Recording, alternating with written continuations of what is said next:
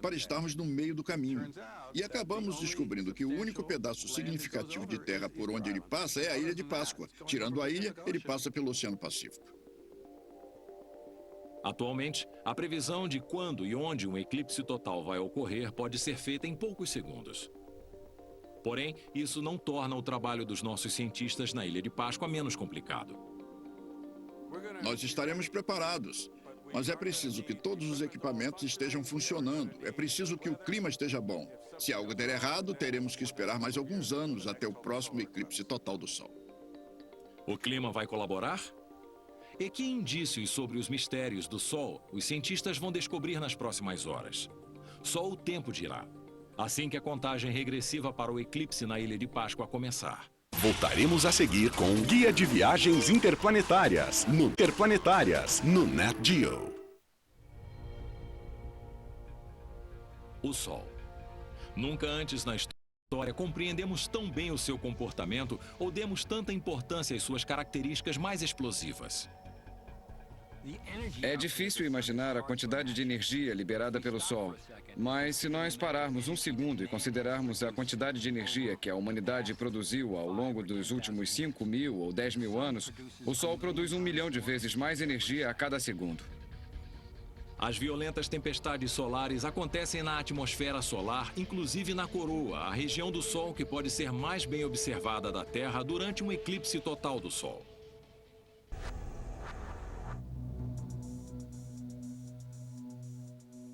Esperançosos, os cientistas correram para ver o eclipse na Ilha de Páscoa. Se tudo der certo, eles farão observações detalhadas da coroa a fim de começar a desvendar seus segredos. A investigação começa com as atuais teorias de que a coroa gera um fluxo contínuo de partículas solares que são lançadas para o espaço. É o vento solar. A coroa não acaba em um limite específico. Na verdade, ela se projeta para fora. Todo o sistema solar é permeado por esse fluxo de partículas. Esse vento dinâmico que está em constante mudança. E esse vento passa por todos os planetas, pelos asteroides, até chegar ao limite do sistema solar. Como a coroa solar acelera esse vento é uma pergunta crucial para os cientistas que estudam os eclipses, principalmente para aqueles cujo foco são as violentas tempestades. Porém, a coroa solar é tão complexa que até suas características mais básicas parecem desafiar a física clássica aqui na Terra. Começando com um enigma paradoxal. Por que a coroa é tão quente? Se você está sentado em frente a um fogão e fica quente demais, você se afasta e fica mais frio. Bom, se você está na fotosfera, ou seja, na superfície do Sol, e se afasta, vai para fora em direção à cromosfera ou à coroa, fica mais quente. Isso parece não ter sentido. E por que isso acontece? A temperatura dentro do núcleo do Sol chega a 15 milhões de graus Celsius, mas cai para 5.500 graus Celsius no momento em que atinge a superfície do Sol. Mas, continuando em direção à coroa, as temperaturas voltam a subir de repente, ficando entre 550 mil e 2.700.000 graus Celsius. Está acontecendo alguma coisa que não conseguimos entender. A energia da parte fria está sendo transportada para a parte quente. Na verdade, a distância de onde a temperatura varia de 5.500 graus para 550 mil graus é de somente uns 80 quilômetros. Durante o eclipse na Ilha de Páscoa, os cientistas vão aproveitar o breve acesso que terão à coroa para encontrar respostas para esta estranha contradição. O problema já foi solucionado várias vezes e existem várias respostas diferentes. Então, é claro, isso significa que nada foi resolvido e nós queremos escolher uma dessas diferentes soluções. Na Ilha de Páscoa, muitos cientistas vão concentrar suas atenções numa região bastante estreita do Sol, a coroa interna, onde a coroa e a fotosfera se encontram. Uma região cuja espessura, a olho nu, parece a mesma de um fio de cabelo. Para fazer as observações, os cientistas fazem uso de uma variedade de poderosos equipamentos ópticos para reunir e gravar os dados. Estamos estudando a coroa interna do Sol usando o espectroscópio. Isso só é possível durante o eclipse total do Sol. A respeito disso, a ciência moderna que estuda os eclipses não mudou muito desde a sua criação durante o século XIX.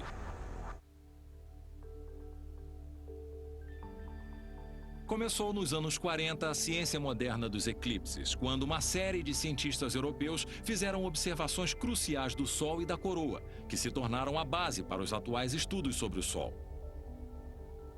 Um eclipse total aconteceu na Europa em 1842. E essa foi a primeira vez em séculos que cientistas europeus tiveram a chance de ver um eclipse total. Eles ficaram maravilhados com a coroa, eles não sabiam nada a respeito da coroa, então eles tinham um novo mistério para tentar desvendar. Os cientistas que estudavam os eclipses no século XIX foram praticamente os primeiros a usar a fotografia, que havia sido inventada somente alguns anos antes. Não demorou e eles fizeram uso de outra invenção, o espectroscópio. A espectroscopia nos permite pegar a luz de uma fonte remota e compará-la a padrões daqui da Terra para descobrirmos do que aquela coisa é feita. Aqueça qualquer elemento da tabela periódica, como o potássio, e verá uma cor específica. Quando vistos sob um espectroscópio, a cor forma um padrão específico de linhas luminosas ao longo do espectro, como uma impressão digital, única para aquele elemento. Compare o padrão do espectro do potássio com o do lítio. E com o do ferro. Se sabemos que o sódio queima com uma certa cor e vemos essa mesma cor vindo de um objeto desconhecido, nesse caso o Sol, podemos afirmar que o sódio está presente lá.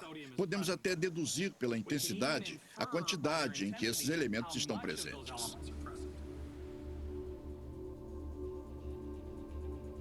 A espectroscopia possibilitou uma nova e breve compreensão do que é o Sol, e também o reconhecimento de que era composto por hidrogênio, na forma de um gás superaquecido, hoje conhecido como plasma. Em seguida, os cientistas dos eclipses, munidos de espectroscópios, descobriram o elemento hélio, nunca antes visto, mas que agora é considerado o segundo elemento mais abundante no universo. Esse novo elemento que foi descoberto foi batizado de hélio, por causa do deus Hélios. A descoberta do hélio pelos cientistas dos eclipses foi uma reviravolta no nosso entendimento sobre o Sol. Os primeiros indícios do complexo mecanismo termonuclear em atividade no núcleo, um mecanismo alimentado por fusão nuclear.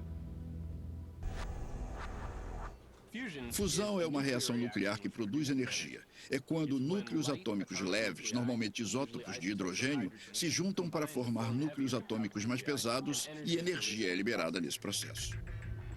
À temperatura ambiente, os átomos de hidrogênio se repelem, assim como dois ímãs.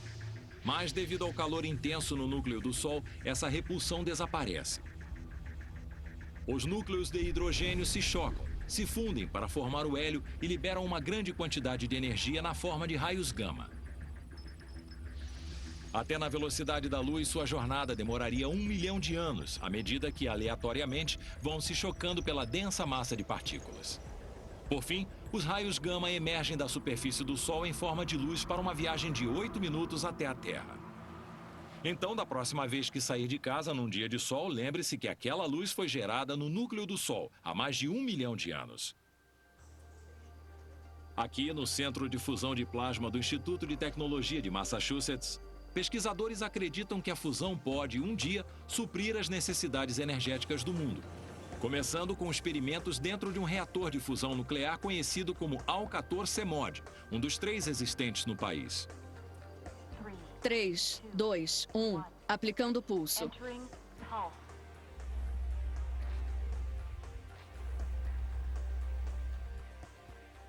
Só dura 2 segundos. Durante esses 2 segundos, suprimos a demanda de energia de uma cidade inteira com uma pequena câmara de poucos metros de diâmetro. É realmente algo incrível o que acontece aqui a cada 20 minutos.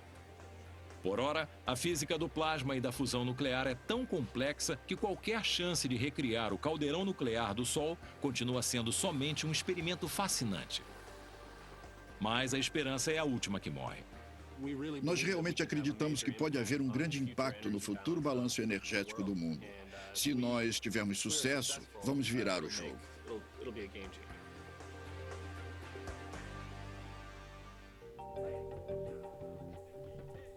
O eclipse na Ilha de Páscoa começará em poucos minutos com o que os cientistas chamam de primeiro contato, o instante em que a Lua começa a cobrir o Sol. É o primeiro estágio em direção à totalidade. No entanto, para muitos observadores aqui na Ilha de Páscoa, o primeiro contato não será visível. Quando observado a olho nu, o brilho intenso do Sol ainda é extremamente forte para permitir a visão. Para acabar com esse brilho, os cientistas dos eclipses dispõem de uma variedade de filtros solares para os telescópios e outros instrumentos. Desculpe a demora. Vamos lá. Um pouco mais potente, os filtros desse novo telescópio portátil filtram a luz do Sol no comprimento de onda do hidrogênio alfa. Existem pouquíssimas informações sobre o que podemos realmente ver através de um filtro de hidrogênio alfa durante um eclipse. Então, sim, podemos ver provavelmente alguns fenômenos muito interessantes quando as coisas começam a acontecer. Um dos fenômenos mais fascinantes e importantes que os cientistas esperam ver durante o eclipse na Ilha de Páscoa são as proeminências solares, arcos avermelhados e ardentes de plasma que se projetam da superfície do Sol. É o clima espacial em ação, capturado aqui por fotografia time-lapse. E somente durante um eclipse total do Sol é que essas proeminências se tornam visíveis a olho nu. São nuvens avermelhadas e luminosas de gás hidrogênio em contato com a superfície do Sol. E elas se projetam além do limite da Lua como línguas vermelhas de fogo.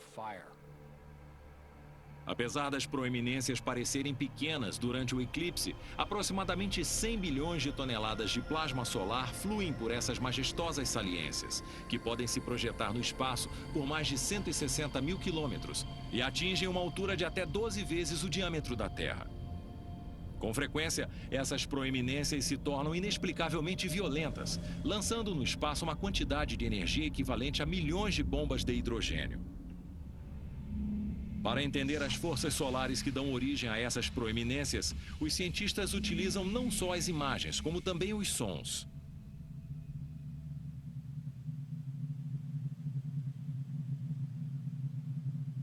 O que estamos ouvindo é a pulsação vibrante do Sol de forma mais clara, graças à engenharia acústica. Por meio da notável ciência conhecida como heliosismologia, os cientistas podem utilizar as ondas sonoras do Sol para criar um ultrassom virtual do interior do Sol. Assim como os geólogos utilizam o som para procurar petróleo ou falhas geológicas que podem vir a causar um terremoto. O que esse ultrassom revela é que o Sol está em constante movimento de rotação. O Sol é uma enorme bola de gás muito quente e não é sólido como a Terra. Então, na verdade, ele gira em diferentes velocidades dependendo da posição dos gases na superfície e no interior do Sol.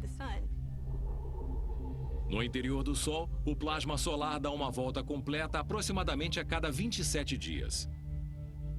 Uma velocidade um pouco menor do que na superfície na linha do Equador. Na latitude média, a rotação do Sol demora aproximadamente 26 dias e nos polos aproximadamente 34 dias. Então, todo esse gás está basicamente girando a velocidades diferentes. E acho que nem todo mundo entende a complexidade da física por trás desse tipo de fenômeno.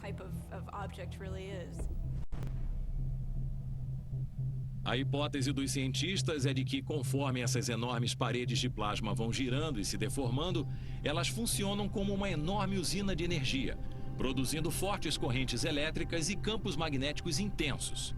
É o dínamo solar. Um dínamo é um mecanismo que converte energia mecânica em energia elétrica. Então, acredita-se que exista alguma coisa se movimentando ao redor do Sol e que isto esteja gerando energia elétrica. E essa energia elétrica está gerando campos magnéticos. E são esses campos magnéticos que dão origem às proeminências solares, criando as estruturas curvilíneas que os cientistas observam durante um eclipse total. O plasma magnetizado tem um jeito organizado, magneticamente organizado de se comportar. É por isso que quando vemos a superfície do Sol, nessas belas imagens da NASA, nós conseguimos ver esses arcos de plasma. O que temos aqui são campos magnéticos borbulhando da superfície do Sol. Em seguida, o plasma que forma o Sol leva um bom tempo preenchendo esse campo. Mas daí ele fica preso, fica magneticamente confinado, como dizemos. Os enormes campos magnéticos de plasma que formam as proeminências se projetam da superfície do Sol em direção à coroa. Além disso, são contidos por outros campos magnéticos, criando uma enorme pressão. É só imaginar que as linhas do campo magnético são como elásticos. Você estica eles até um certo ponto e depois eles voltam à posição. Mas quando voltam, eles instantaneamente adquirem uma nova configuração. Ninguém sabe ao certo o que faz essas proeminências chicotearem. Mas o resultado é claro. Uma erupção de plasma solar viajando a milhões de quilômetros por hora no sistema solar. Essas explosões são chamadas de ejeções de massa coronal. Quando essas ondas explosivas de partículas solares atingem a Terra, nossa própria magnetosfera ameniza o impacto, provocando magníficos fenômenos luminosos conhecidos como auroras. Mas, quanto maior for a tempestade solar, maior será o estrago. Uma tempestade solar pode realmente ter consequências catastróficas para este planeta. E os prejuízos econômicos podem ser 20 vezes piores que os provocados pelo furacão Katrina.